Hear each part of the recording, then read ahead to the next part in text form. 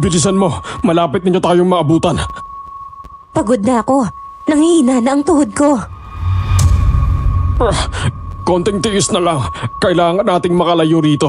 Hindi siya maaaring magtagumpay. Hindi pwede. At sa akala nyo ba ay matatakasan nyo ako? Sumuko na kayong dalawa dahil hindi ko hahayaan na may mabiktima na naman kayo. Hindi ko to gustong gawin, pero kung matigas talaga ang ulo nyo, wala na akong magagawa. Hindi na kayo makapaghahasik pa ng lagim. Hindi na kailanman!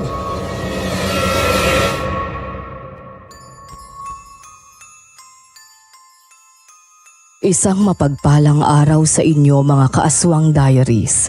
Itago nyo na lang ako sa pangalang Ivy. 40 years old. Ang ibabahagi kong karanasan ay nangyari noong taong 1952 sa isang lugar sa Isabela. Hindi ko nababanggitin ang eksaktong lugar para maprotektahan ang mga taong maaring maapektuhan ng kwentong ito. Ikinuwento ito sa akin ng nanay ko na ikinuwento rin sa kanya ng lola ko, si Lola Viring. Ang nanay ng nanay ko na lumaki sa lalawigan ng Isabela. Meron siyang nakatatandang kapatid na si Lusing na ikinasal sa nobyo nitong si Alberto na isang magsasaka. Nagdesisyon ang mag-asawang Lusing at Alberto na magsama na sa iisang bubong matapos ang kanilang kasal. Dahil noon ay nakikipisan lang sila sa mga magulang ni Alberto.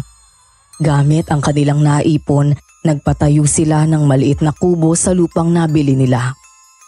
Ang lupaing iyon ay katabi ng isang malawak na maisan.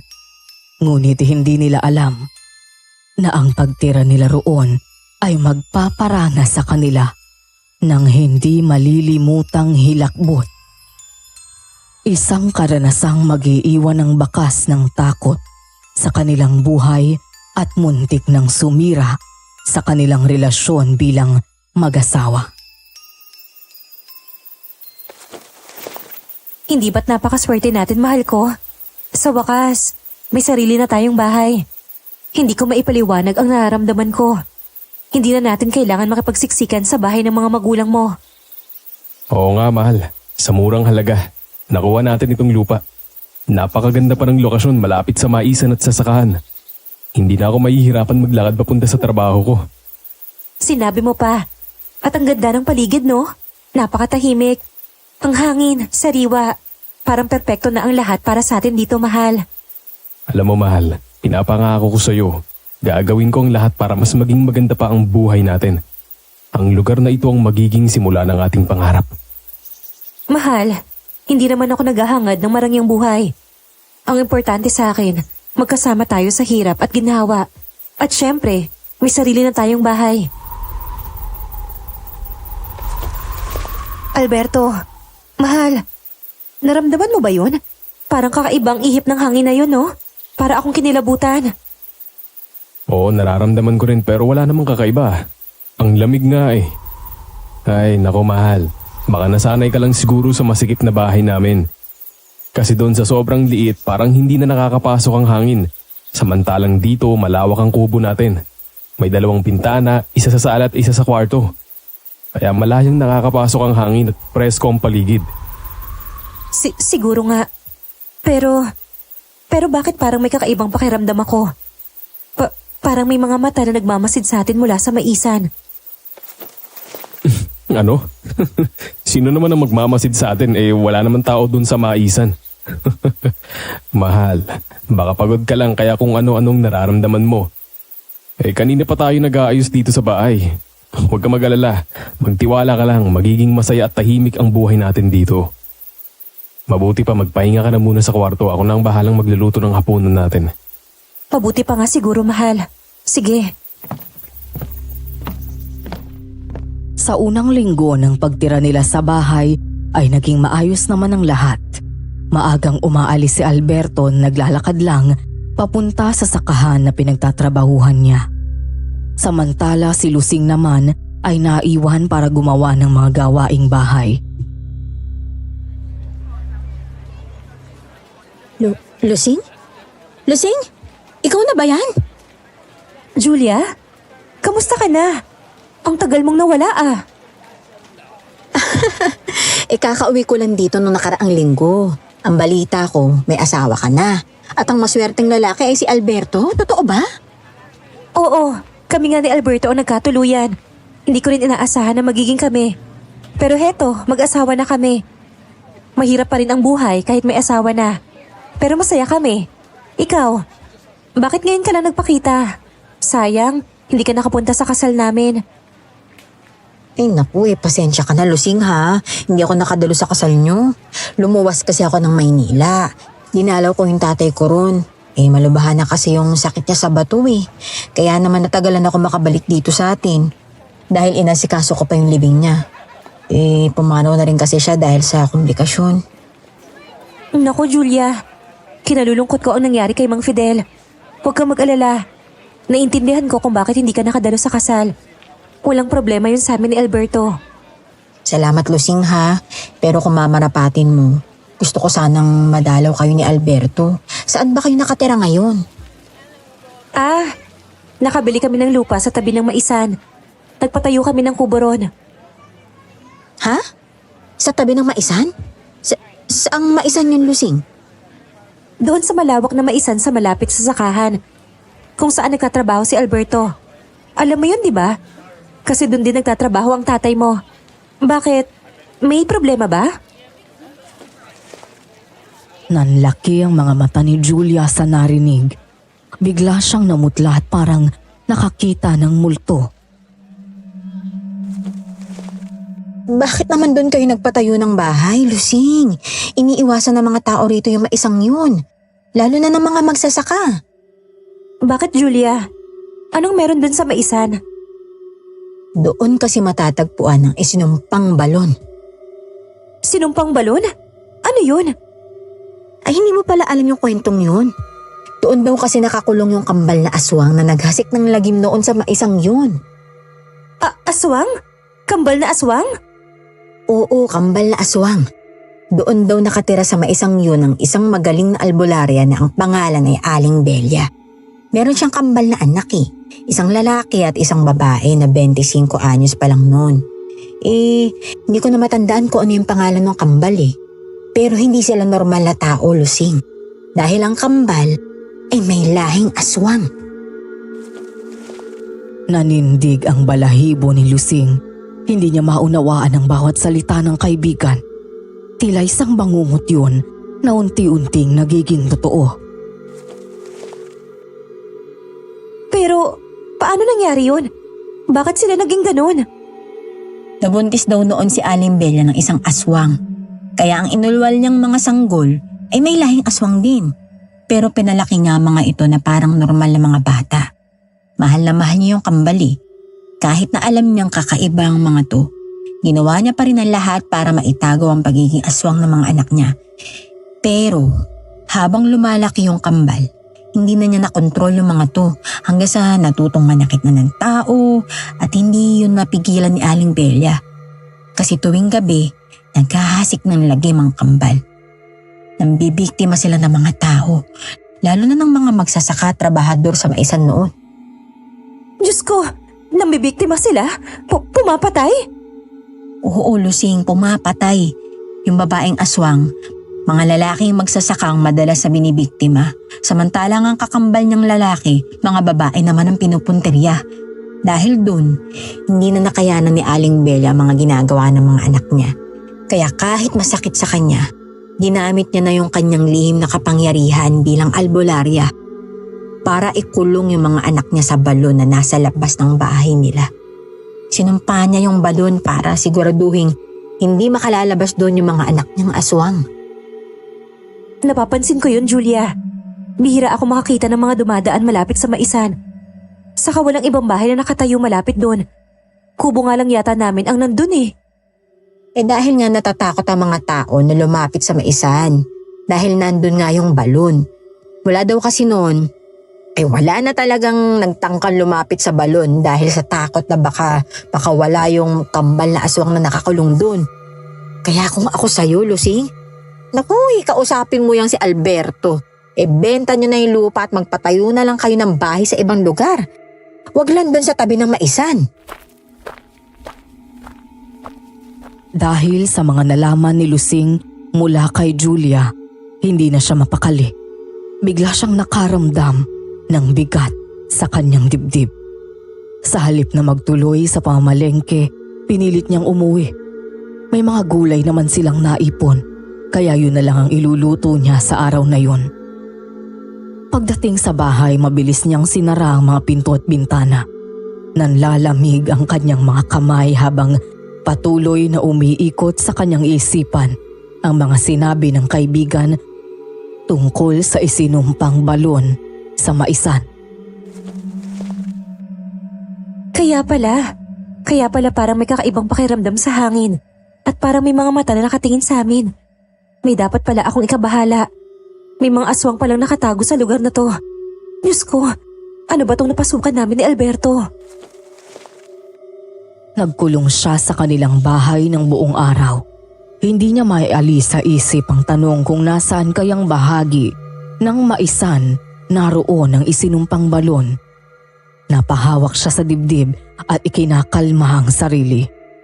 Lumipas ang oras pero ang bawat segundo ay tila nagpapabigat sa kanyang nararamdaman.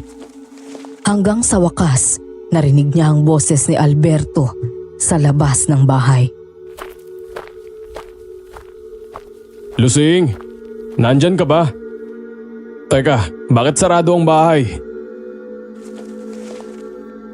Binuksan ni Lusing ang pinto. Kita sa kanyang mukha ang hindi maitagong alalahanin.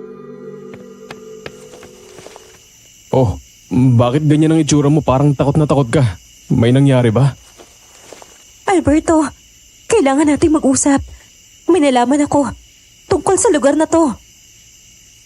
Bakit ka umiiyak, mahal? Anong ibig mong sabihin? Anong nalaman mo? Papunta na sana ako sa palengke kanina.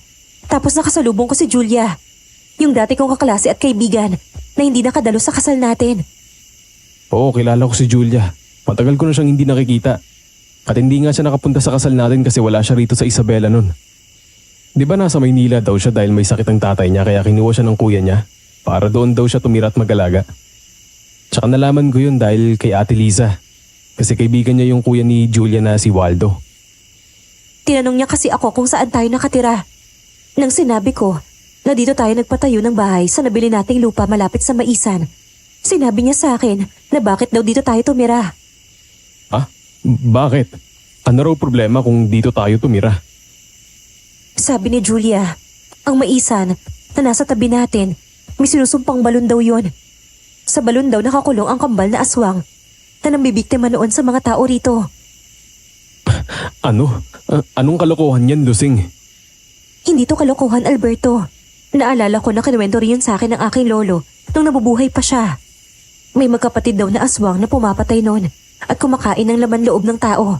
Sila yung tinutukoy ni Julia na kambal na aswang na kinulong sa balon ng nanay nilang albularya. Ayoko nang tumira dito, Alberto. May mga nakatago palang aswang sa lugar na to. Lusing, hindi tayo pwedeng basta-basta umalis dito. Pinag-ipunan natin ang lupa't bahay na ito. Saan tayo pupunta kung aalis tayo? Ibenta natin ang lupa at ang pagbebentahan ay yun ang gagamitin nating panimula. O kaya bumalik tayo sa bahay ng mga magulang mo kung kinakailangan. O magharap tayo ng ibang lugar na ligtas. Hindi tayo mabubuhay ng tahimik dito, Alberto, na alam natin na may mga aswang sa paligid. Paano kung makawala ang mga aswang na yon at punteriyahin tayo? Wala pa namang ibang tao rito. Tayo lang. Napabuntong hininga si Alberto. Nag-aalinlangan siya at nalilito. Hindi na tayo pwedeng bumalik sa bahay ng mga magulang ko dahil wala na tayong pwesto doon. Dumating kanina ang kapatid kong si Mirna na galing sa Bohol at doon muna sila titira ng asawa niya dahil nasunugan sila. Saka hindi ganun kadaling ibenta ang lupa, Lusing. Matagal bago tayo makahanap ng bibili nito. Dahil nung nakausap kong may-ari, ako lang daw naglakas loob na bumili ng lupa dahil walang may gustong bumili nito. Dahil nga sa Maisan, kaya walang gustong bumili. Iniiwasan ng mga tao. Lalo na ng mga magsasaka ang Maisan. Dahil may nakakulong na aswang sa balon na naroon. Natatakot ako, Alberto. Akala ko magiging tahimik na ang pagtira natin dito. Yun pala, mapanganib pala dito. Ay, huwag ka matakot, mahal. Nandito ako. Hindi kita papabayaan. At saka, ang sabi mo, nakakulong naman ang mga aswang na yun, di ba? Ilang taon nang lumipas pero wala naman nang nababalita ang may gumagalang aswang dito sa lugar natin. Kung nakakulong ang mga aswang, diligtas tayo dito. Pagtiisan muna natin dito, mahal. Naubos ang lahat ng ipon natin kaya mahihirapan tayong makahanap ng bagong matitirahan. Napailing si Lusing at tahimik na pumikit. Pilit pinakalma ang sarili. Alam niyang tama ang asawa pero hindi pa rin maalis ang kaba sa dibdib niya. Para matahimik ang loob mo bukas na bukas, titingnan natin kung nasaan ang sinasabi mong balon. Ano? Bakit kailangan pa natin tignan yun? Di para makita natin kung totoo nga. Malay mo, hindi naman pala totoong tungkol sa balon at sa aswang. Baka tinatakot lang ng mga tao ang sarili nila. Basta, bukas ay lilibutin natin ang maisan at titingnan natin kung nandun nga ang balon. Gustong tumutol ni Lusing pero naramdaman niyang mahirap kontrahin ang determinasyon ng kanyang asawa. Sa kaloob-looban niya, nangingibabaw pa rin ang takot na baka makita nila ang mga aswang sa maisan. Ay nako, mas mabuti nang harapin natin ang totoo kaysa patuloy na matakot. Saka na natin isipin kung ano ang gagawin natin. Ang mahalaga ay malaman natin kung totoo nga na may balon dun. Wala nang nasabi pa si Lusing. Tahimik niyang tinanggap ang plano ni Alberto. Nang gabing yun, taimtim siyang nagdasal. Umaasang tutulungan sila ng Diyos sa kanilang gagawin. Kinaumagahan, naghanda si Alberto at Lusing para puntahan ang maisan. Habang sila'y naglalakad, ramdam na ramdam ni Lusing ang kabog ng dibdib niya. Ang malawak na maisan ay tila nagiging mas nakakatakot habang sila'y naglilibot. Nakita nila na maraming tanim na mais pero may mga bulok na. Wala na kasing nag-aani dahil sa takot na magpunta roon. Bumalik na tayo sa kubo, Alberto. Kinakabahan ako. Parang hindi ko kayang makita ang balon na yun. Ay nako, nandito na tayo eh. Hindi na tayo pwedeng umatras. Basta kumapit ka lang sa akin, huwag kang hihiwalay. Hindi ko talaga maiwasang matakot eh. Kasi parang nilalapit natin ang mga sarili natin sa kapahamakan. Huwag ka matakot, mahal.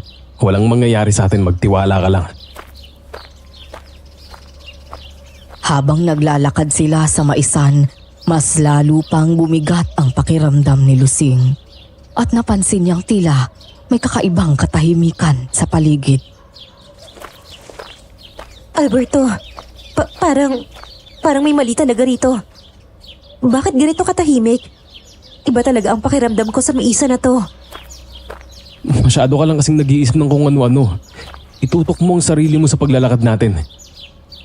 Hindi ko kayang hindi mag-isip. Tignan mo. Wala man lang hangin sa paligid. Tapos pakiramdam ko, parang may mga matang nakatingin sa atin. Kinikilabutan talaga ako. Patuloy lang nilang nilibot ang malawak na taniman hanggang makita ang lumang balon sa gitna ng maisan. Alberto, ayun ang balon. May balon nga dito sa maisan. Oo nga. Totoo nga na may balon dito at halatang luma na talaga to. Napansin nila na maliit lang pala ang lumang balon. Pinalilibutan niyo ng mga lumot. May nakatakip din doon na bakal na takip na may kalawang na. Akmang aalisin ni Alberto ang bakal na takip nang pigilan siya ni Lusing. Anong gagawin mo? Nasisiraan ka na ba? Huwag mong bubuksan yan. Huwag mong gagalawin yan kung ayaw mong lumabas mula sa loob niyan ang mga aswang. Tinawanan lang ni Alberto ang asawa. Ano ka ba naman? Umagang-umaga hindi naman lumalabas ang mga aswang kapag may araw. Kaya kung totoo man na may aswang sa loob ng balon na yan, hindi sila makakalabas dyan. Basta, huwag mong aalisin ang takip. Pakiusap, Alberto. Masyado mong tinatakot ang sarili mo mukhang lumang balon lang talaga ito at parang wala namang kakaiba dito. Makikita natin ano nga ang nasa loob nito. Alberto, huwag mo bubuksan! Huwag! Hindi napigilan ni Lusing si Alberto na alisin ang bakal at nang tuluyang mabuksan yon, ay biglang sumalubong sa kanila ang umaalingasaw na amoy na nagmumula sa loob ng balon. Ang baho! Nakakasulasok ang amoy! Ano bang amoy yun? Grabe, sobrang baho. Parang amoy na bubulok. Kapwa nila hindi kinaya ang mabagsik na amoy na nagmumula sa balon kaya hindi na nila nakita kung ano ang nasa loob. Ibabalik na sana ni Alberto ang bakal ngunit sa paggalaw niya, nasagi ng matulis na gilid ng bakal ang braso ni Lusing na mabilis na lumikha ng sugat sa braso ng asawa. Nakita pa nilang tumulo ang dugo sa loob ng balon na nagmula sa sugat ni Lusing. Aray, Alberto! Ang sakit! Nasugatan ako! Mahal, hindi ko sinasadya, pasensya na. Nako, sobrang pagdurugo ng sugat mo sa braso. Kailangan na nating makabalik sa kubo para magamot natin yan. Hinubad ni Alberto ang suot niyang pang-itaas at binalot yun sa dumudugong sugat ni Lusing. Agad din niyang ibinalik ang bakal na takip sa balon at nagmamadaling bumalik sa kubo. Pagdating sa bahay, ginamot ni Alberto ang sugat ni Lusing. Habang maingat na ginagamot ito, nag-aalala niya itong pinaalalahanan. Huwag ka nang babalik doon sa balon na. Baka magkasakit pa tayo dahil sa sobrang baho ng naamoy natin na nanggagaling doon.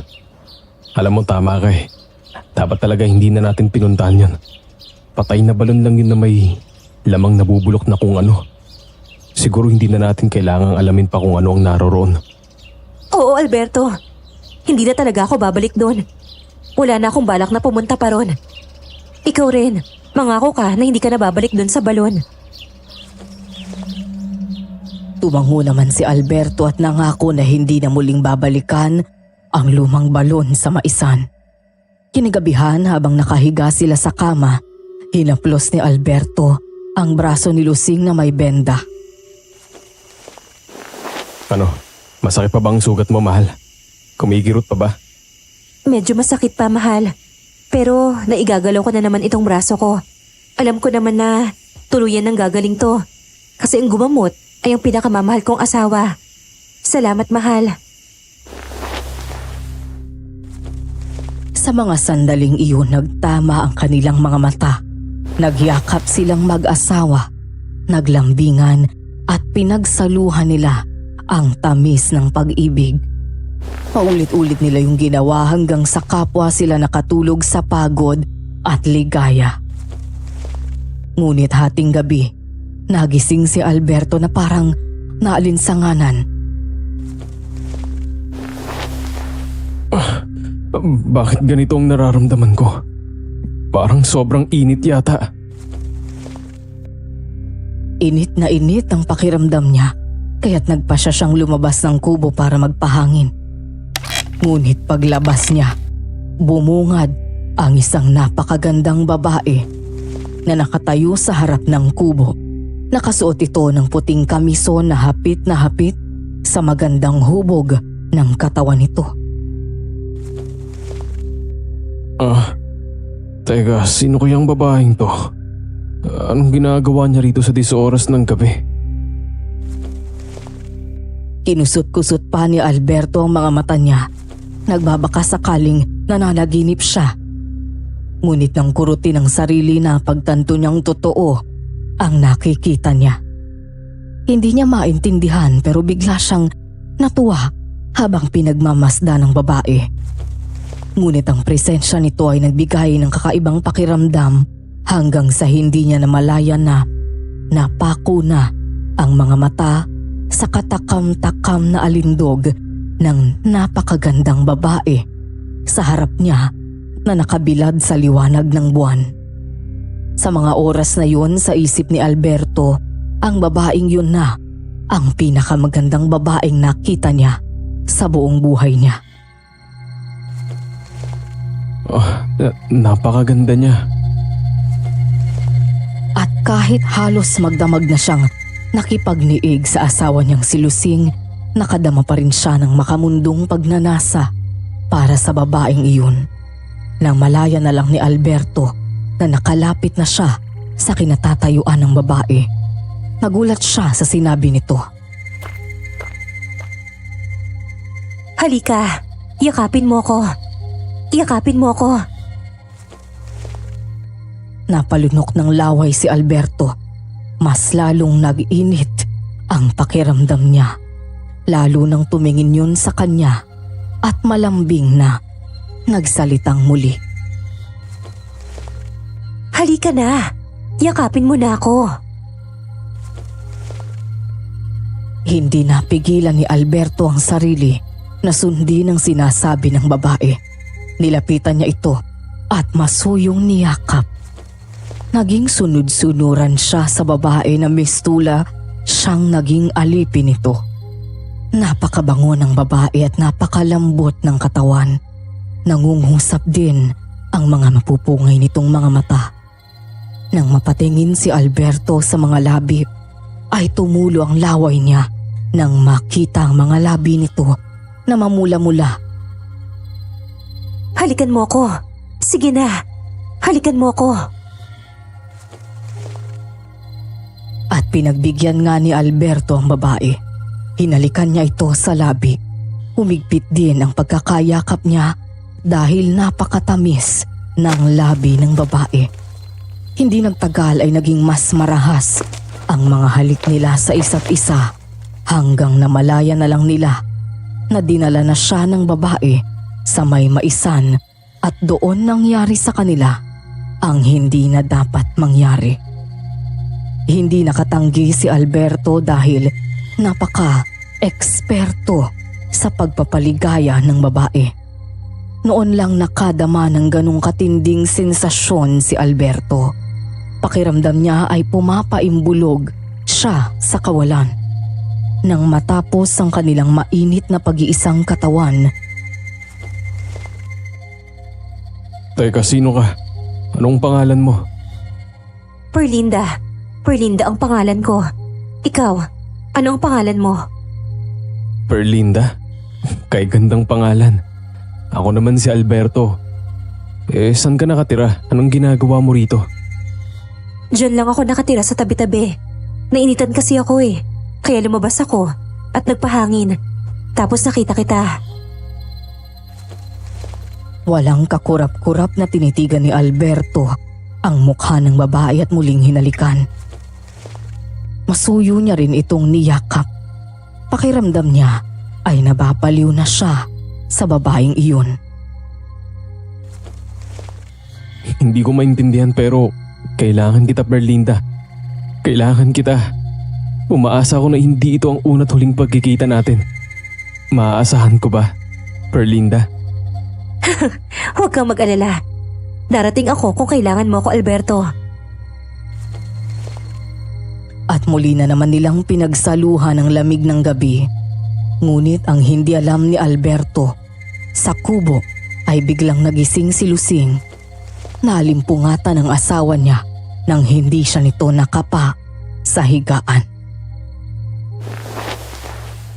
Ha? Nasaan si Alberto?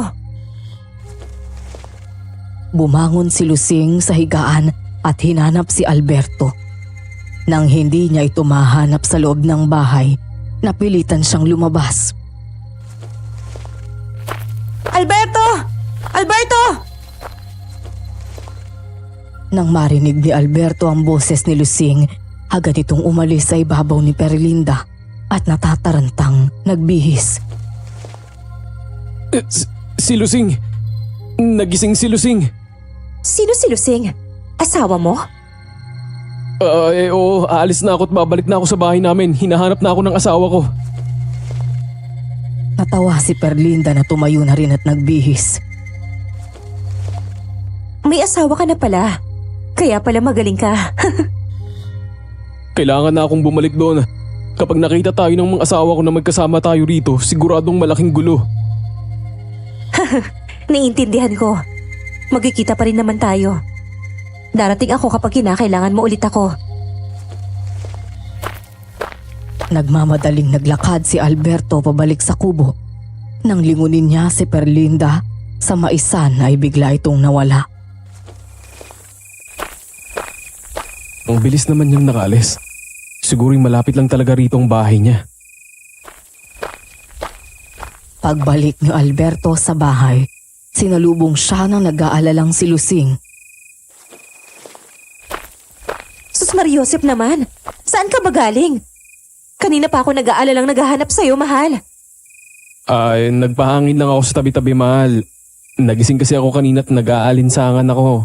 Kaya naisip ko na lumabas. Hay nako, pinag-alala mo ko eh. Akala ko, bumalik ka na dun sa sinumpang balon. Halika na, matulog na ulit tayo. Maaga ka pa sa sakahan bukas. Pagpasok nila sa kubo, ay magkasabay silang humiga. Nakatulog si Lusing ngunit si Alberto ay hindi nadalawi ng antok. Iniisip niya pa rin ang misteryosang babaeng nakaniig niya sa maisan. Napakaganda talaga ni Perlinda. Napakabango pa. Natatangi siya sa lahat ng babaeng nakaanig ko. Pero teka, hindi ito tama eh. Hindi ko alam kung bakit ako nagkakaganito. Mula nung makita ko siya, siya na ang hinahanap-hanap ko. Ano bang nangyayari sa akin?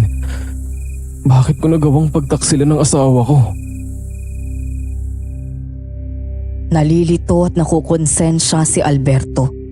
Hindi niya alam kung paano harapin ang nararamdaman. Ang mga isip niya ay naglalakbay. Naghahanap ng sagot na hindi niya kayang hanapin sa sarili. Paulit-ulit na bumabalik ang mga tanong sa isip niya. Bakit? Napakabait at maasikasong asawa si Lusing. Kaya nga niya ito minahal at pinakasalan. Pero hindi yon kayang tabunan ng walang kapantay na kaligayahan na ipinatikim sa kanya ni Perlinda. Sa kakaisip sa misteryosang babae, hindi na malaya ni Alberto na nakatulog na rin siya. Kinaumagahan, maaga siyang umalis at nagpunta sa sakahan. Sa isip niya, maaga siyang uuwi para yayain si Lusing na matulog ng maaga para pagdating ng hating gabi ay muli siyang makipagkita kay Perlinda. Hindi niya alam kung paano mangyayari yun, ngunit bahala na. Si Lusing naman ay naiwan sa bahay para gampanan ang mga gawaing bahay. Walang kaalam-alam sa pagtataksil na ginagawa ng asawa. Habang nagsusulsi si Lusing ng damit ng umagang yun, ay biglang may kumatok sa pinto. Nang buksan ni Lusing ay laking gulat niya nang makita si Julia. Oh Julia, ikaw pala. Anong ginagawa mo rito? Talagang pinuntahan kita, Lusing. Kasi may importante akong ibibigay sa'yo. Noong una nga, nagdadalawang isip ako na puntahan ka dito sa bahay niyo ni Alberto dahil ayoko talagang makitang maisan na yan eh. Pero, hindi kilabutan talaga ako. Sa narinig ko kanina, hindi ko pwedeng hindi ibigay sa'yo tong dala ko. Ano ba yung bibigay mo sa akin? At saka, anong narinig mo? Ganito kasi yan. Kanina, habang papunta ako dito, may nakasalubong akong grupo ng mga magsasaka na nag-uusap-usap. Ang sabi nung dalawa sa kanila, hindi raw nila naiwasang dumaan kagabi dyan sa may maisan kaya binilisan daw nila ang paglalakad. Pag dumadaan daw sila ron, naninindig ang mga balahibo nila. Pero kagabi raw, mas nangilabot sila dahil may nakita raw silang babae. Oo, babae na nakasuot ng puti at naglalakad sa maisan. Sabi pa nila, imposible raw na magkaroon ng tao ron sa ganong oras. Kaya ang ginawa nila, nagtatakbo sila sa sobrang takot. Ang sabi pa nung isa sa mga kasama nila, baka raw yung babaeng nakita nila sa maisan ay isa sa kambal na aswang. baka raw nakatakas na yung magkapatid na aswang sa balon na pinagkakulungan sa kanila. Sa narinig ay nagulat si Lusing. Nanlaki ang mga mata nito sa kanapatitig kay Julia. Huwag kang magbibiro ng ganyan, Julia. Totoo ba yung sinabi mo? May babae ka mo? Abay, gagawa ba naman ako ng kwento ay kilala mo naman ako, Lusing.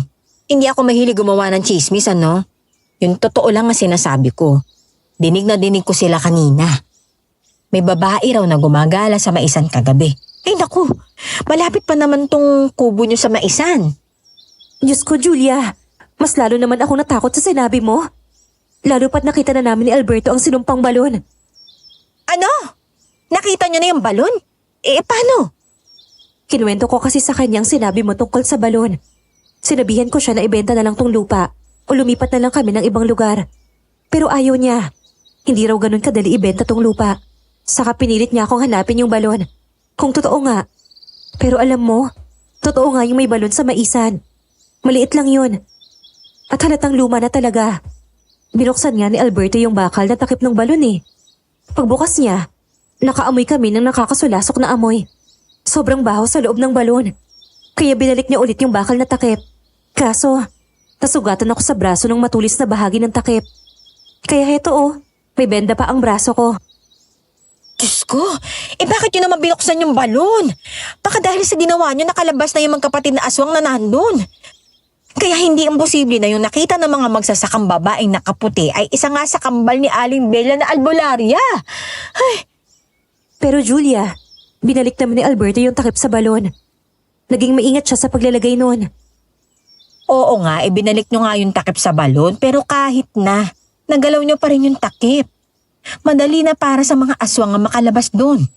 Kung totoo nga ang sinasabi ng mga magsasaka isigurado nakalabas na nga sa balon yung anak ni Aling Bella at malamang nagtatago na sila sa paligid. Naghahanap na ng mga mabibiktima. Kaya tamang-tama pala itong ibibigay ko sa'yo. May kinuha si Julia mula sa bulsa. Isang maliit na bote at iniabot yun kay Lusing. Ito, Lusing. Ito ang ibibigay ko sa'yo. Langis na lana. Kukulo yan kapag may aswang sa paligid. Kapag kumulo yan, ibig sabihin, may aswang na malapit dito sa inyo. Alam ko yan. Merong ganyan ang lolo ko noon. Pero nang mamatay siya, tinapon na ni Lola. Sigurado ka ba rito, Julia? Kinakabahan ako. Subok ko na yan, Lusing. Makatutulong yan sa'yo para malaman mo kung may kakaibang nilalang sa paligid gaya ng aswang. Bukod pa riyan, maghanda ka rin ng iba pang maaaring pumuksa sa aswang ha. Kagaya ng asin, bawang o kaya kalamansi. Maglagay ka ng mga bawang sa sulok ng bahay ninyo. Iwasan mo rin lumabas mag-isa ha. Naku, lalong-lalo na kapag kagabi. Salamat, Julia. Susundin ko ang lahat ng sinabi mo. Mukhang hindi na talaga kami ligtas dito ni Alberto. Kakausapin ko siya ulit mamaya at kukulitin ko siyang umalis na kami rito. Walang anuman, Lusing. Mag-ingat kayong mag-asawa ha. Magtatanong-tanong din ako kung sino ang interesadong bumili ng lupa nyo. Pero hindi ko maipapangako na mayroong makakakuha ka agad ha. Pero susubukan ko talaga. Salamat talaga ha, Julia. Malaking tulong ang gagawin mo. Gusto ko na talagang umalis dito eh. Itinago ni Lusing ang langis na lana na ibinigay ni Julia. Kapag sumapit ang gabi, gagamitin niya ito. Gusto niyang malaman kung totoo nga bang may gumagala sa Maisan. Kapag kumulo ang langis, magkakaroon siya ng ebidensya na maipapakita kay Alberto. Pagdating ni Alberto sa bahay, ikinuwento ni Lusing ang sinabi ni Julia. Mabuti naman at dumating ka na, mahal. Kanina pa kita hinihintay. Nagpunta nga pala si Julia dito kanina. Talaga? Si Julia? Naku, sayang naman at hindi kami nagkita. Ano raw ba sadya niya? Narinig daw ni Julia sa mga magsasaka na may nakita raw silang babae na gumagala sa Maisan noong nagdaang gabi. Muntik nang masamid si Alberto sa sinabi ni Lusing at bigla siyang pinagpawisan ng matindi. Babae? Paanong magkakaroon ng babae rito? Di ba tayo lang ang may bahay dito? Saka anong gagawin ng isang babae sa lugar na ito sa oras ng gabi? Ang sabi daw ng isang magsasaka, baka yung nakitang babae ay isa sa kambal na aswang na kinulong sa sinumpang balon. Baka nakawala na ang mga aswang na yon doon sa balon sa Maisan, Alberto. Ano? Nakawala ang mga aswang sa balon? Imposible yun dahil ibinalik ko naman yung takip dun sa balon, di ba? Yun nga ang sinabi ko kay Julia, na binalik mo ang takip ng balon. Pero nabuksan mo pa rin. Baka dahil nabuksan mo yon, ay mas madali nang makalabas doon ang magkapatid na aswang. Alam na rin pala niya na nakita natin ang balon sa Maisan? Oo, nasabi ko na rin sa kanya. At saka may binigay siya sa akin. Ito langis na lana. Yan ang langis na kumukulo kapag merong aswang o ibang nilalang sa paligid. Oo, Alberto. Magagamit daw natin to. Malalaman natin kung may aswang nga kapag kumulo to. Sumang-ayon si Alberto na gamitin nila ang langis. Ngunit habang tumatango siya, sa sinabi ni Lusing, may ibang bumabagabag sa kanyang isipan. Hindi mawala sa kanyang alaala ang imahe ng babaeng nakita niya nung isang gabi.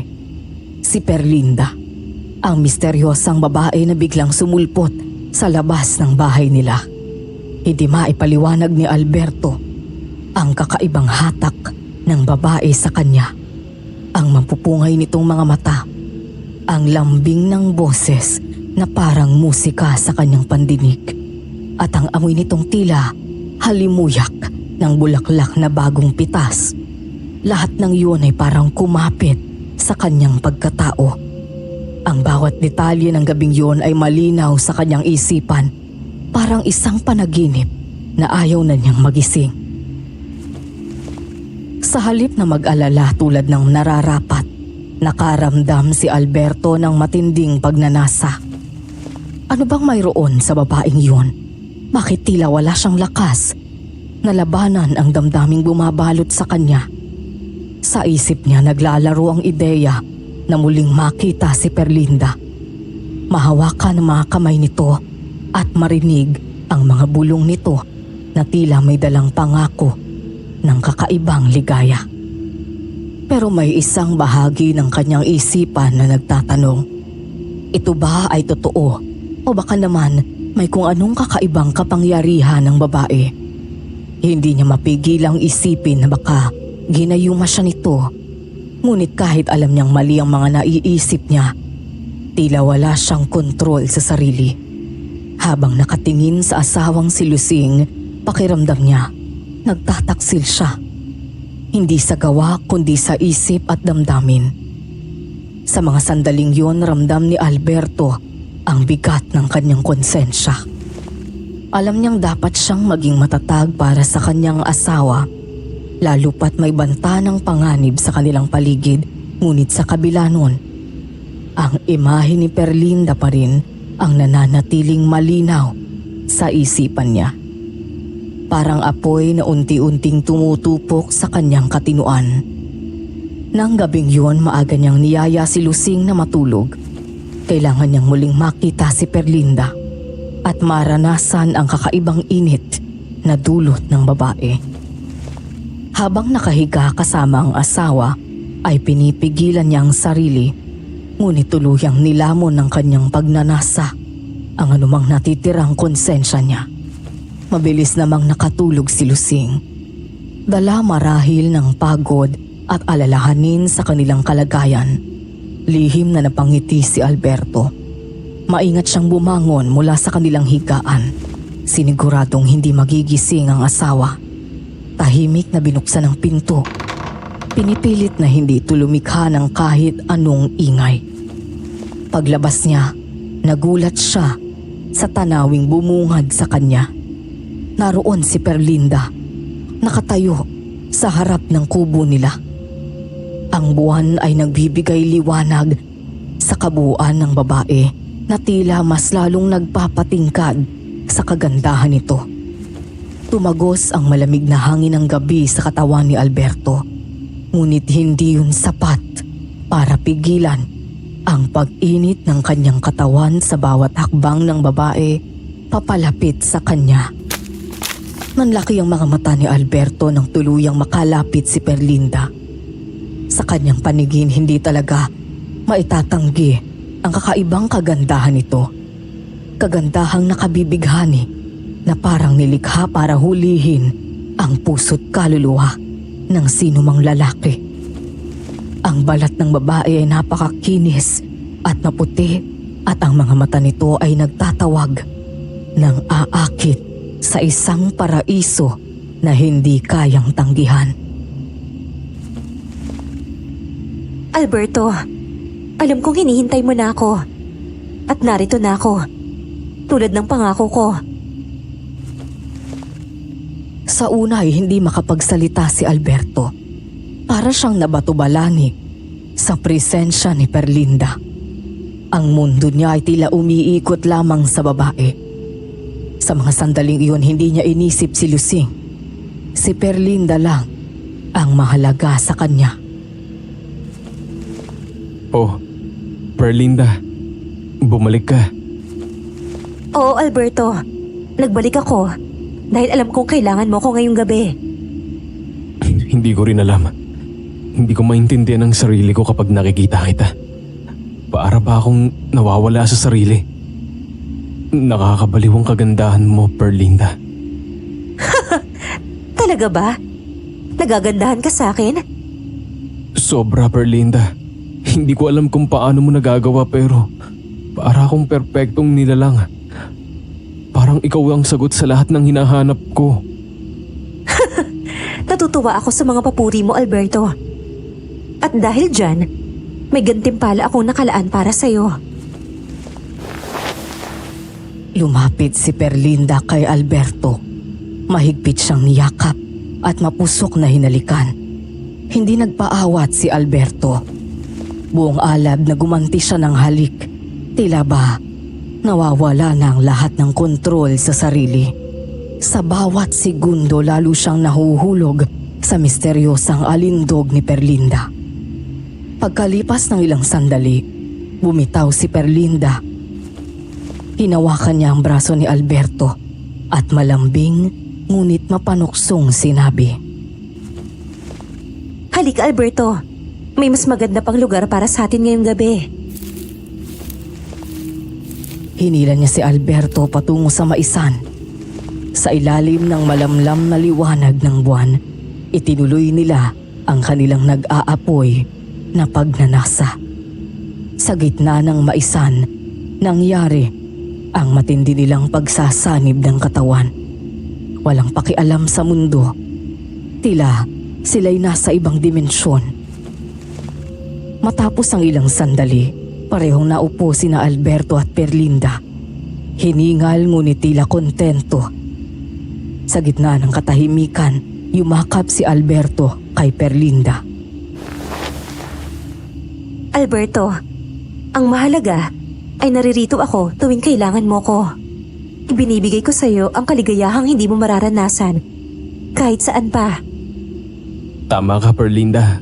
Gusto kong palagi kitang makita. Gusto kong lagi kang makasama at maramdaman. Pareho tayo, Alberto. Gusto rin kita.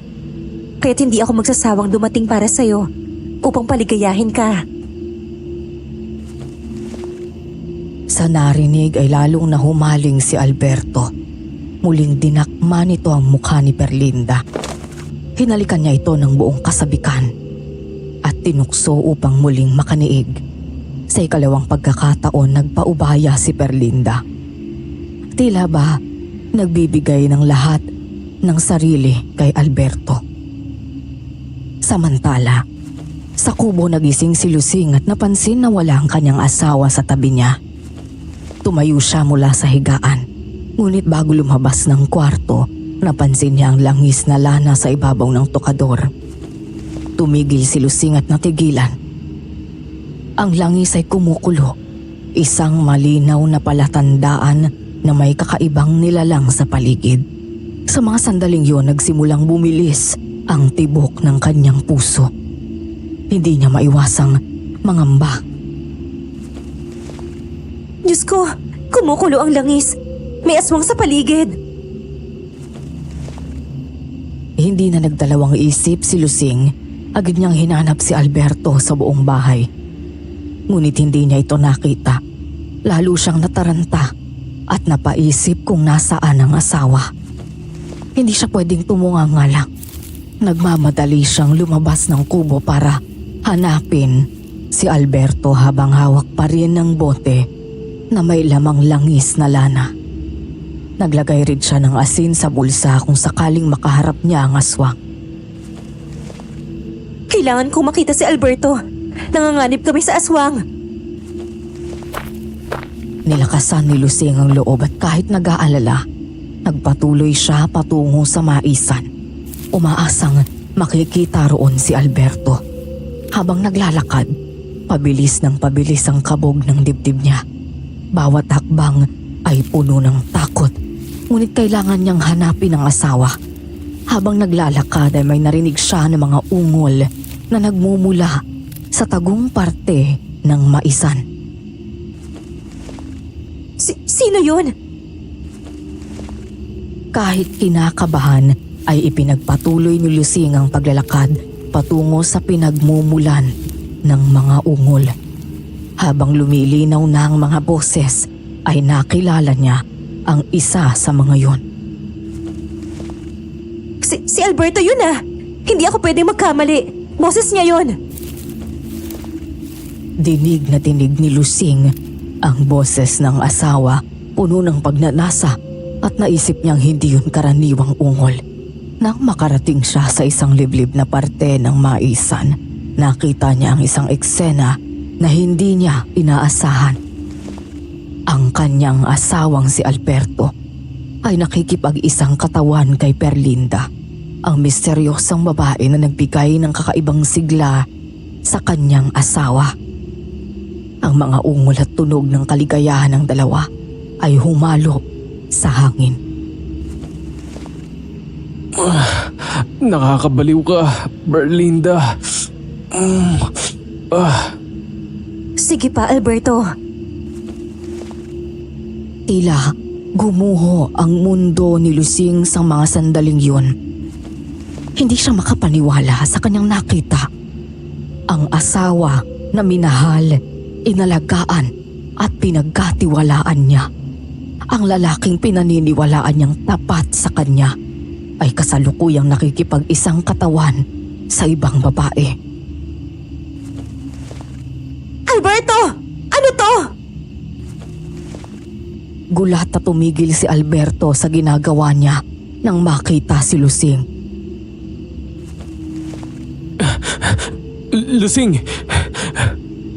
Bakit mo nagawa sa akin to, Alberto? Bakit? Wasak na wasak ang puso ni Lusing sa mga oras na yon. Hindi na niya napigilan ang sarili at tumalikod. Tumakbo pabalik sa kubo. Patuloy ang kanyang pag-iyak.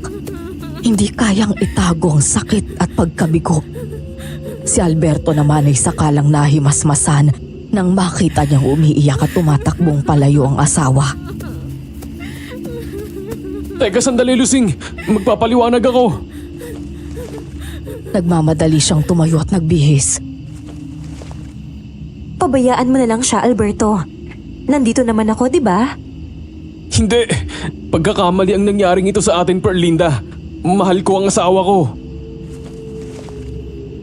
Hindi na naiwasan ni Alberto ang kanyang konsensya. Mabilis siyang tumakbo patungo sa direksyon kung saan tumakbo si Lusing. Pagdating niya sa kubo, nakita niyang umiiyak ang asawa habang nakatayo sa pinto. Lusing, pakinggan mo muna ako, mahal. Mag-usap tayo. Ano pa ba ang dapat nating pag-usapan? Huling-huli ko na ang pagtataksil mo sa akin. Sino ang babaeng yun? Ha? Matagal niyo na bang ginagawa sa akin to, Alberto?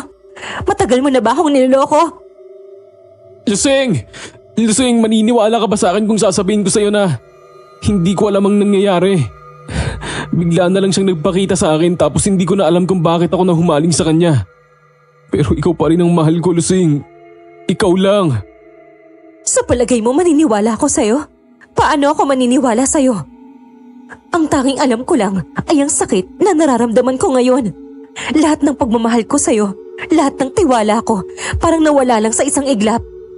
Kung talagang mahal mo ko, hindi mo ako pagtataksilan. Maniwala ka, Lusing. Kapag kaharap ko si Perlinda, nawawala ako sa sarili ko. Nagiging sunod-sunuran ako sa bawat ipag-utos niya pero maniwala ka. Pinipigilan ko ang sarili ko. Pero hindi ko siya matiis. Parang may kung anong kapangyarihan siyang ginamit sa akin. Mahiwaga siyang babae, Lusing. Parang hindi ko na kayang magtiwala pa sa'yo, Alberto. Kung talagang pinipigilan mo ang sarili mo, bakit hindi mo ako pinili? Bakit hindi mo ako inisip bago mo ginawa ang bagay na yon? Pakiusap. Lusing, pakinggan mo ko. Hindi ko sinasadya to. Kinukontrol ako ni Perlinda kaya hindi ko magawang makaiwas sa kanya. Ayaw mo na kitang makita. Pakiusap. Nag-aalala pa man din ako sa'yo. Akala ko kung ano na nangyari sa'yo. Nang makita kong kumulo ang langis na lana, akala ko may ginawa na sa'yo ang aswang. Pero ang totoo pala, ikaw ang nang-aaswang. Umalis ka rito. Ayoko makita ang pagmumukha mo. Ano? Kumukulo ang langis? Ibig sabihin, totoo nga na may... Ngunit hindi na pinatapos magsalita ni Lusing ang asawa.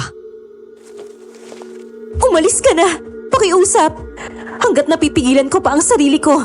Pakiusap. Umalis ka na. Wala nang nagawa si Alberto, kundi ang lubayan ng asawa. Naglakad siya palayo sa bahay nila. Sa isip niya makikituloy muna siya sa kaibigan niyang magsasaka. Pero bago tuluyang makalayo, nilingon niya ang maisan. Baka sakaling makita roon si Perlinda. Ngunit wala na ito. Ilang araw na ang lumipas pero hindi pa rin umuwi si Alberto sa bahay nila dahil alam niyang galit na galit pa rin sa kanya ang asawa at nararamdaman niyang hindi pa siya nito mapatawad. Ngunit sa kabila ng lahat, hindi pa rin niya maiwasang isipin si Lusing. Nang araw na yun, nagdesisyon si Alberto na puntahan si Lusing sa bahay nila. Matapos ang trabaho sa sakahan, susubukan niyang suyuin ng asawa.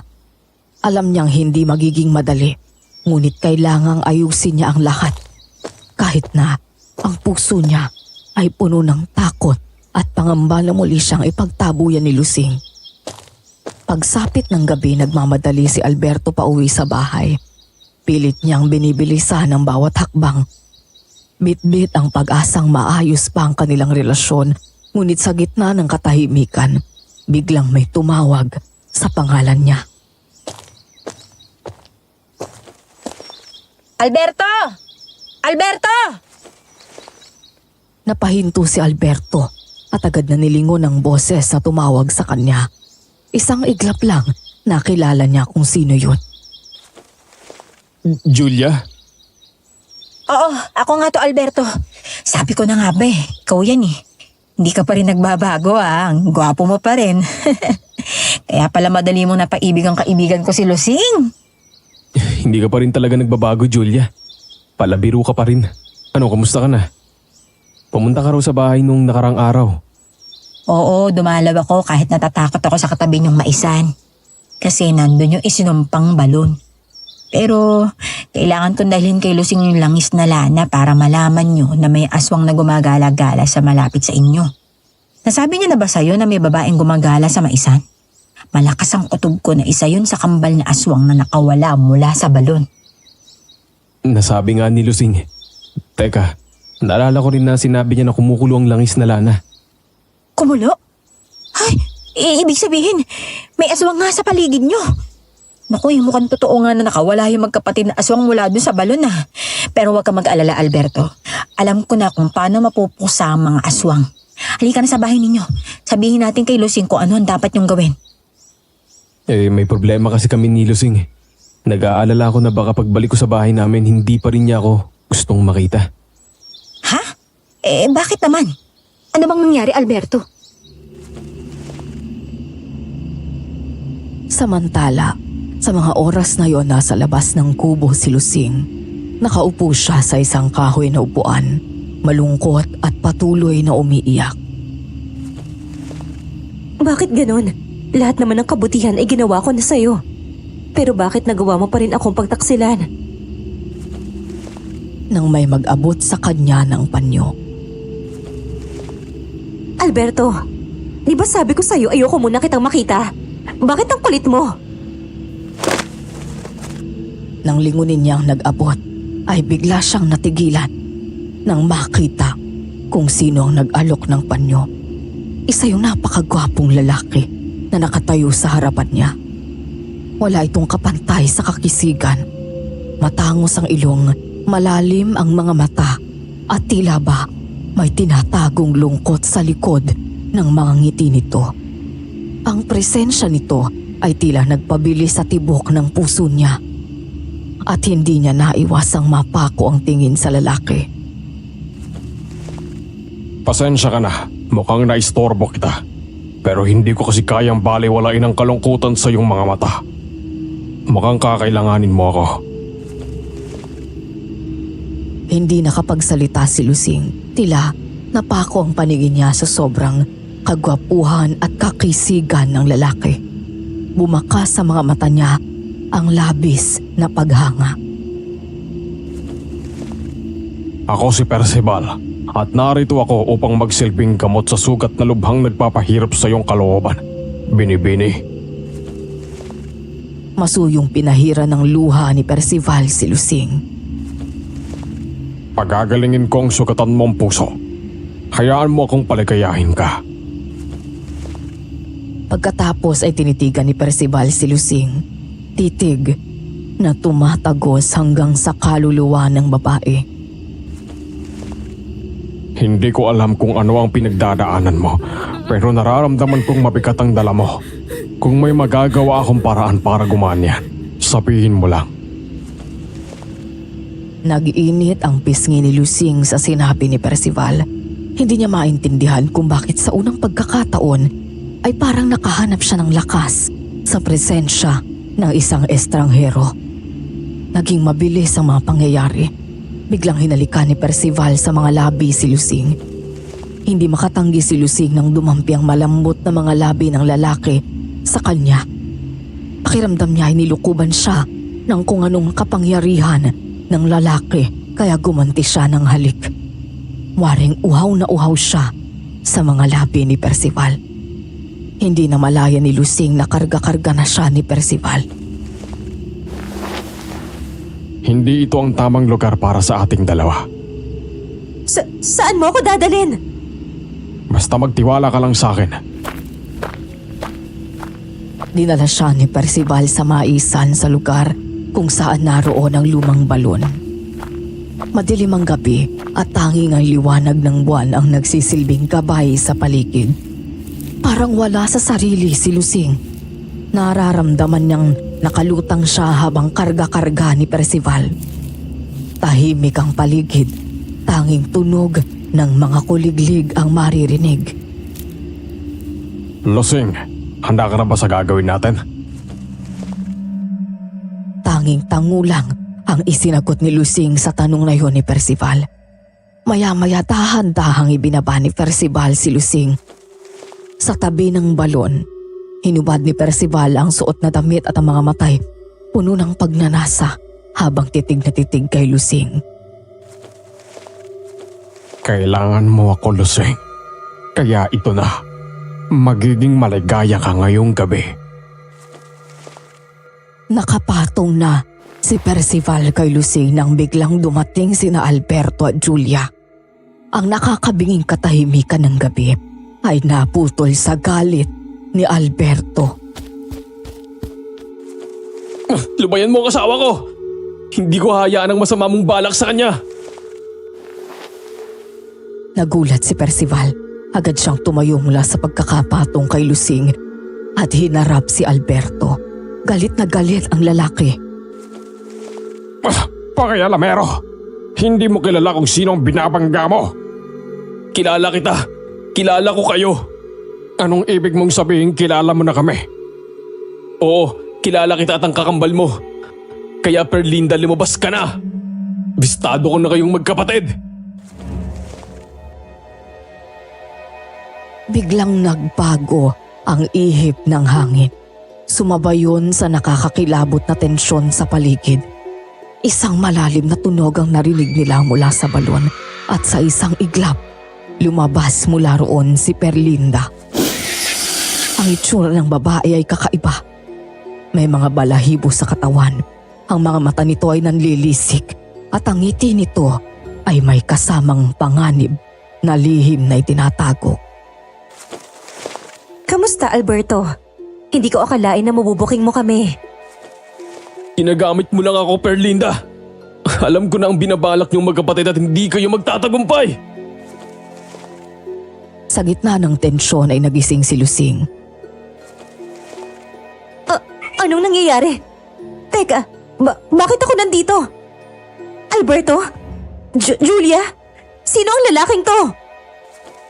Lusing, mabuti at dumating agad kami ni Alberto kundi baka nabiktima ka na ng lalaking yan. Siya si Percival.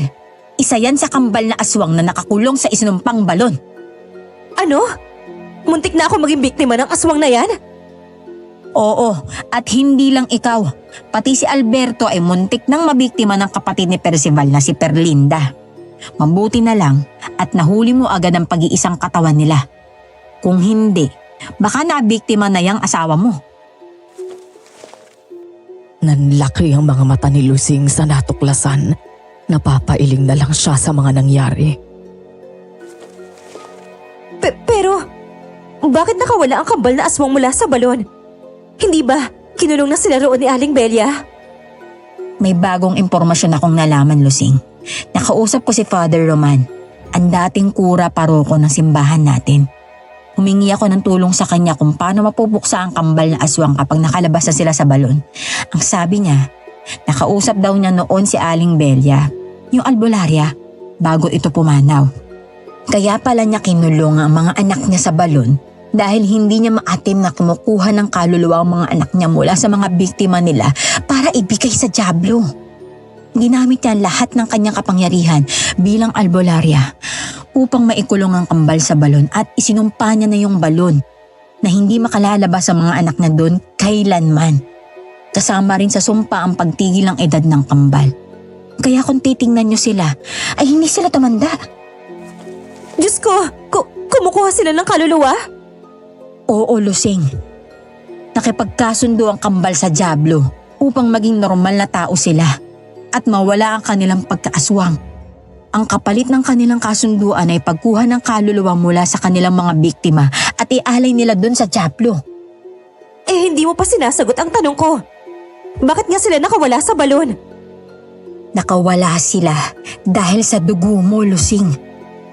Ano? Ang sabi pa nun ni Aling Belia kay Father Roman, hindi perpekto ang pagkakakulong niya sa kambal sa balon. Dahil kapag napatakan ng dugo ng tao ang balon, masisira ang sumpa at makalalabas ang kambal mula ron. Kaya dahil sa dugo mo, Lusing, nakalabas nga sila. Dugo na nanggaling sa sugat mo sa braso. Nung nasugatan ka, hindi yata sinasadyang napatakan ng dugo mo yung loob ng balon. Nangilabot si Lusing sa iba pa niyang mga nalaman para itong malamig na tubig na bumuhos sa katawan niya. Hindi niya matanggap ang katotohanang ang mismong dugo niya ang dahilan kung bakit nakalabas sa balon ang mga aswang. Mas lalo pang lumakas ang takot sa dibdib niya. Diyos ko, dapat kasi pinatay na lang ng albularyang yun ang mga anak niya. Bakit kasi kinulong lang niya? Dahil sa pagmamahal niya sa mga anak niya, Lusing, hindi niya kayang patayin ang mga anak niya. Kaya ang ginawa niya, kinulong na lamang niya. Umiral pa rin siyempre sa puso niya ang pagiging ina. Kaya nga bago raw malagutan ng hininga noon si Aling Belia, paulit-ulit niyang sinasabi na mahal niya ang kanyang kambal. At ginawa lamang niya ang palagay niyang tama. Pagkatapos magsalita ni Julia, biglang tumawa ng malakas ang kambal na sina Percival at Perlinda. Mahal. Kalokohan. Kung mahal niya kami, hahayaan niya kaming maging normal na tao at hindi maging halimaw. Kung mahal niya kami ay hindi niya kami pinigilan sa mga balak namin. Tama ang kapatid ko.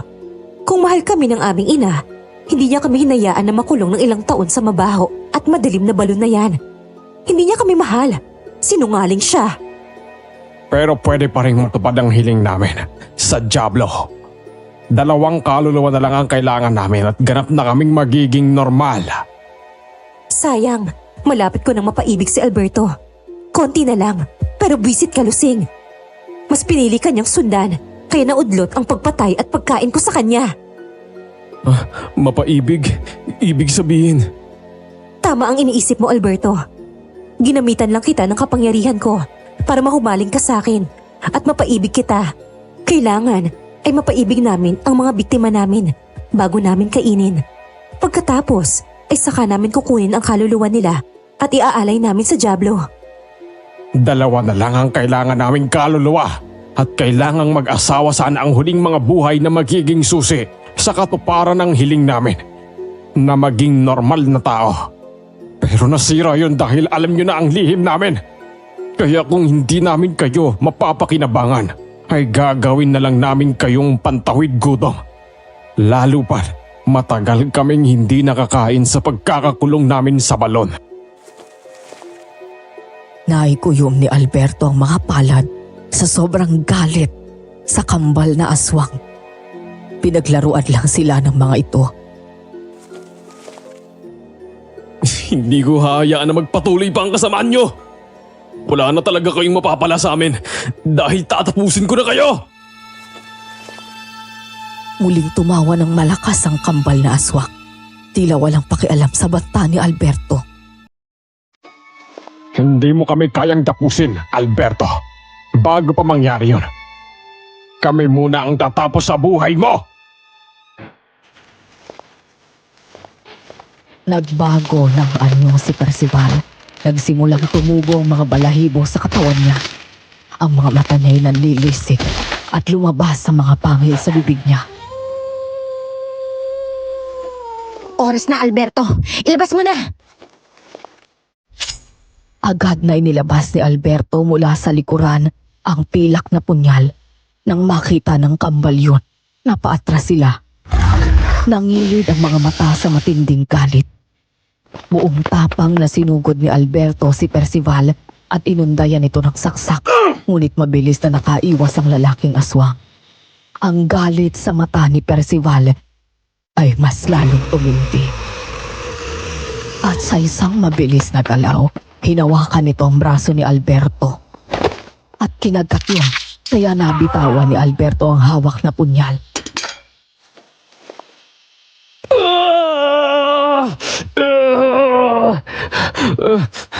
Alberto! Diyos ko! May sugat ka! Magtiwala ka sa asawa mo, Lusing. Makakaya niyang talunin ng mga aswang na yan. Hindi mo kami kayang talunin, Alberto. Hindi mo alam kung ano ang kayang gawin ng mga katulad namin. Ngunit hindi nawala ng loob si Alberto. Kahit duguan ng braso ay bumangon ito at kinuha sa lupa ang pilak na punyal at muling sinugod si Percival. Iiwas sana ang aswang, ngunit naitarak ni Alberto ang punyal sa balikat nito. Kaya umatungal ito at nanghina.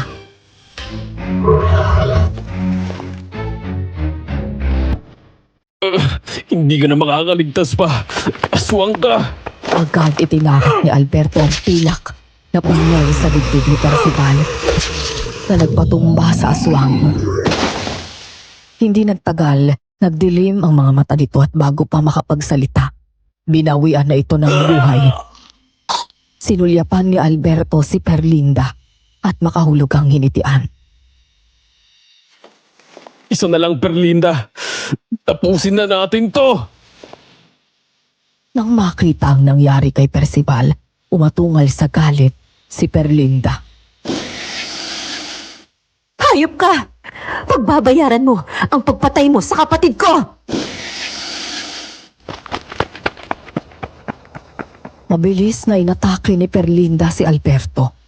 Sasaksakin sana ni Alberto ang aswang ngunit naunahan siya nito.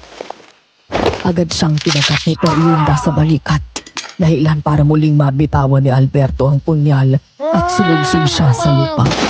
Doon na nakakuha ng pagkakataon si Perlinda dinambahan siya nito at gamit ang matutulis nitong mga kuko, dinukot nito ang mga mata ni Alberto. Alberto! Huwag! Ang mata ko! Binulag ni Perlinda si Alberto. Hindi pa nakontento ang aswang. Buong puwersa nitong inihagi si Alberto sa lupa. Lumagapak ito nang hihina at hindi na matagalaw. Katapusan mo na, Alberto! Muling dinambahan ni Perlinda si Alberto at ang nasasakmali nito ang liig niya nang bigla itong makaramdam ng isang matalim na bagay na tumarak sa likod nito. Hindi ko hahayaan na mapatay mo ang asawa ko! Hindi! Ikaw! Bago pa muling makapagsalita, itinarak pa ni Lusing ang pilak na punyal sa dibdib ni Perlinda. At pagkatapos noon ay isang malakas na sigaw ang umalingaw-ngaw sa maisan. Ang katawan ni Perlinda ay nagkikisay hanggang unti-unting nawalan ng buhay.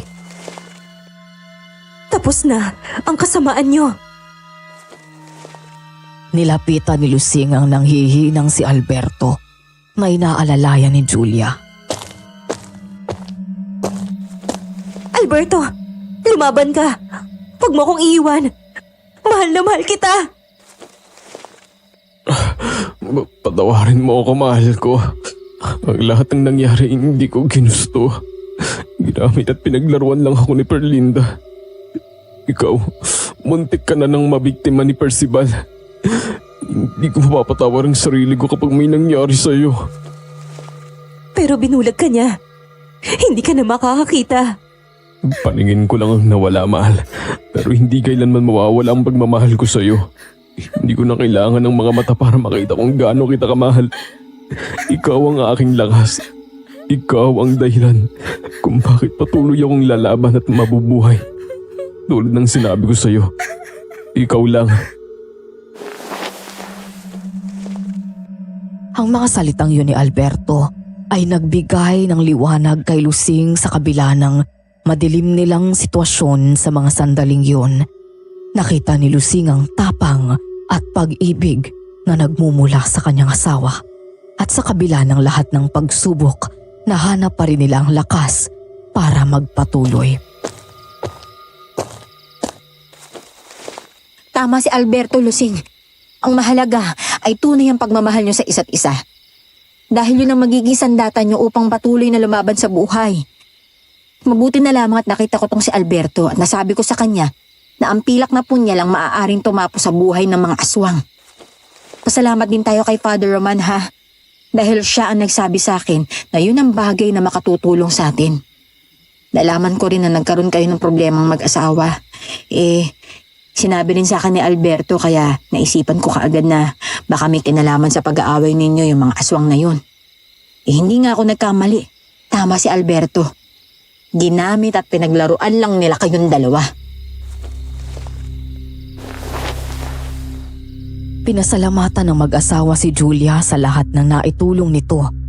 At mula noon, hindi na iniiwasan o kinatatakutan ng maisan dahil ipinaalam nila sa mga tao na patay na ang magkapatid na aswang. Kaya't muling nakatagpo ng kapayapaan ng buong komunidad sa lugar nila. Ang akala ni Lusing ay tuluyan ng masisira ng pangyayaring yun ang relasyon nila ni Alberto. Pero yun pala ang naging dahilan para lalo pang tumibay ang kanilang pagsasama bilang mag-asawa. Kahit naging permanente ang pagkabulag ni Alberto, hindi yun naging hadlang upang maging masaya ang kanilang pagsasama ni Lusing. Ang mga pagsubok na kanilang hinarap, pati na ang matinding panganib na dulot ng kambal na aswang na sina Percival at Perlinda ay nagbigay daan para muling mapagtanto nila ang kahalagahan ng isa't isa. Laban sa lahat ng takot at pagdududa, napagtanto nilang ang kanilang pagmamahal ay mas matibay kaysa sa anumang pagsubok na kanilang pagdaraanan. Hanggang dito na lang at sana ay nagustuhan ninyo ang kwento ni Lusing at Alberto. More power Aswang Diaries at sa iba nyo pang channel. Sana'y patuloy kayong magbahagi ng mga kwentong katatakutan, nakapanapanabik at puno ng aral. Naway lalo pang dumami ang inyong mga taga-subaybay at maging inspirasyon sa nakararami.